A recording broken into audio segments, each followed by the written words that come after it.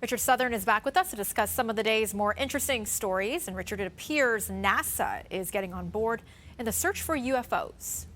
Could be big news indeed. The U.S. agency, NASA, is apparently confirming that it's joining the search for UAPs, as it calls it, or UFOs, as we call it. It's going to aid the U.S. government's ongoing investigation into this. A NASA spokesperson confirming to the British publication, the Daily Mail, that it's evaluating how to provide our expertise in space-based Earth observations to improve the understanding of UAPs. That's how they put it.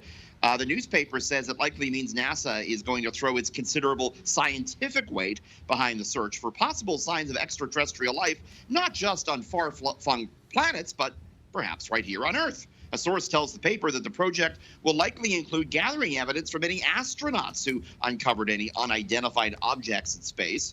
Perhaps the most outspoken former astronaut on this subject is the late Edgar Mitchell, who was the sixth man on the moon.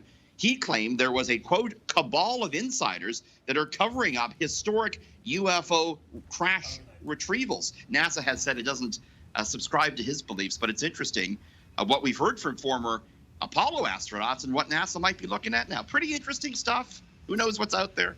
Could always count on you for the latest on UFO news. That's you for know sure. that. You know that. Of course. Now, a new dinosaur has been discovered, and it has a bit of a haunting nickname. Or what are they calling it? They're calling it the Dragon of Death. Oh. Maybe dragons were real after all. Look at this thing. This is what a representation of what it would look like. This a huge bird is what they found. Does that freak you out? Yeah, you know what? The name actually does suit it quite well, because it does look like something that could potentially kill me. So it's Dragon of Death. They found the fossils in the Andes Mountains. It's a 30-foot-long bird predator. It stood as tall as a giraffe. Didn't breathe fire, but you probably didn't want to run into it. They found similar types of birds like this over the years, but this the biggest. So that's pretty cool. I mean, endlessly, we're fascinated still by dinosaurs, right? There's a new Attenborough documentary on it. People love to hear more about these dinosaurs. I do too. So interesting. But Yes. that one's frightening.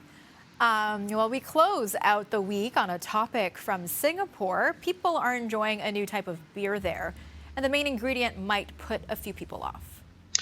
It's urine. They're making beer out of urine now. Gross. Why? Well, it's green. You know, you're recycling, you're reusing. Yeah, it's a Singapore brewery is making. Look at this, yummy.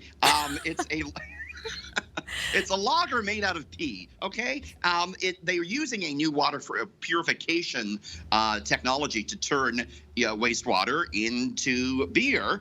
And it's said to have a smooth, toasted, honey-like aftertaste. Now listen, that right? Melissa. Yeah, but I was thinking, I've been turning beer into urine for many years, so it's only fair that we turn some urine back into beer, right? Full circle moment. That's right. That's what life's all about, full circle.